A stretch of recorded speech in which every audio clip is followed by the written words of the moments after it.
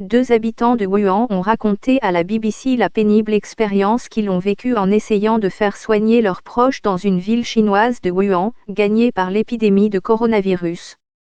Des semaines après l'apparition d'un mystérieux virus dans la province de Hubei, dans le centre de la Chine, les autorités ont soudainement changé leur façon de diagnostiquer les patients. L'Afrique peut-elle faire face au coronavirus ? Interdiction du jeu Plague. Institut national de la consommation en Chine. Cela a entraîné une hausse importante des chiffres uniquement parce que les médecins comptent désormais les patients qui sont diagnostiqués dans une clinique, et pas seulement ceux qui ont fait le test. Mais à l'époque, à cause de la propagation rapide du virus dans la ville de Wuhan, combinée à une pénurie de lits d'hôpitaux, certains n'ont pas reçu le traitement dont ils avaient besoin. Tout ce qu'il a toujours voulu, c'était de subvenir aux besoins de ses grands-parents, tous deux octogénaires, afin qu'ils puissent profiter d'une retraite heureuse, dit-il. Mais en l'espace d'un peu plus de 15 jours, son grand-père a été tué par le coronavirus, et maintenant sa grand-mère est dans un état critique. Pourquoi le coronavirus infecte moins les enfants que les adultes ? Guérison du premier Africain contaminé par le coronavirus. Les grands-parents de Wuhan ont commencé à présenter des symptômes respiratoires, le 20 janvier.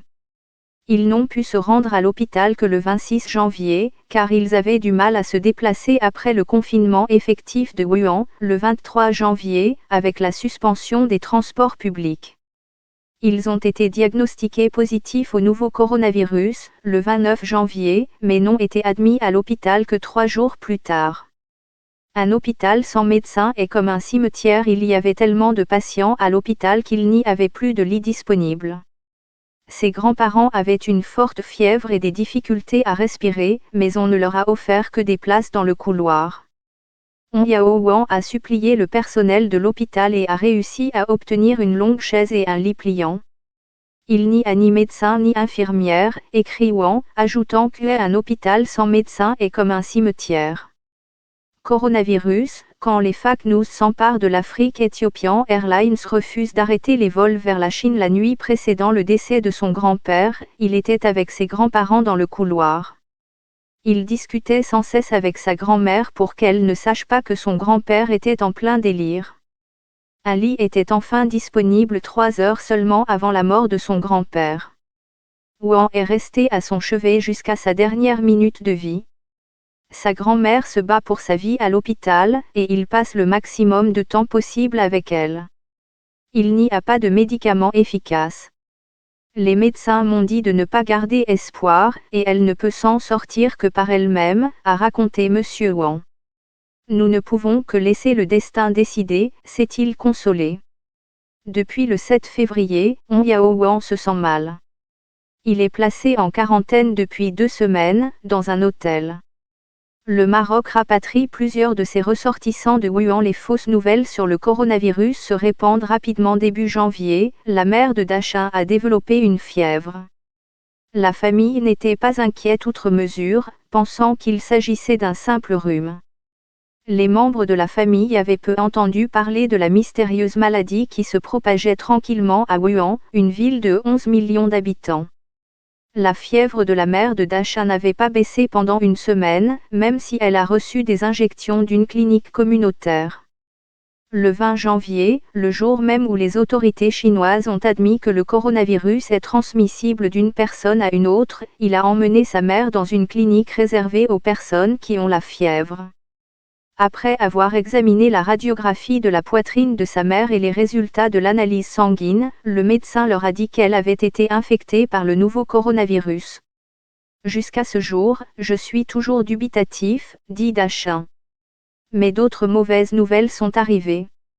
Le médecin a dit que sa mère, âgée de 53 ans, ne pouvait pas être admise à l'hôpital parce qu'il n'avait pas les outils nécessaires pour confirmer le diagnostic. Coronavirus, devriez-vous désinfecter votre téléphone? Le Cameroun confirme son premier cas de coronavirus. Un médecin m'a dit qu'il n'avait pas le droit d'hospitaliser ma mère. C'est la commission sanitaire locale qui attribue les lits pour les cas confirmés, explique la jeune femme. Les médecins ne peuvent donc pas faire le test du coronavirus pour confirmer que ma mère est infectée, et ne peuvent pas lui offrir de lit, se désole TL. Dasha affirme que sa mère n'était seule dans cette situation. Dans un groupe de discussion de plus de 200 membres sur l'application de messagerie populaire WeChat, des parents de personnes malades ont partagé des histoires similaires.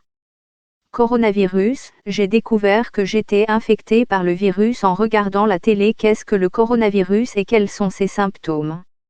Le frère de Dasha faisait la queue à l'hôpital pour vérifier s'il y avait des lits disponibles. Il se rendait à la clinique avec sa mère, pour qu'elle puisse recevoir des gouttes.